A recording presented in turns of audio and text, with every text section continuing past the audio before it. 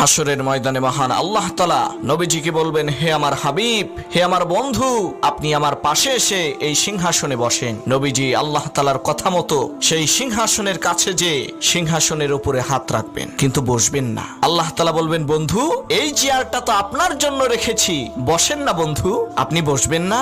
নবীজি বলবেন, রব্বুল আলামিন, আপনি বলেছেন এই চেয়ারটা আমার জন্য, তাই আমি হাত রেখেছি, কিন্তু আমি বসতে পারবো না। হে দয়াময় আল্লাহ, আমি যদি আজ বসে যাই, তাহলে হাসরের এই বিশাল ময়দানে আমার উম্মতের জন্য কে দৌড়াবে? আমার উম্মতের যারা নাফরমানি আর গুনাহের কারণে ফেসে গেছে, তাদের মুক্তির জন্য কে সুপারিশ করবে? কে তাদের জন্য হাত পেতে আপনার কাছে ক্ষমা চাইবে?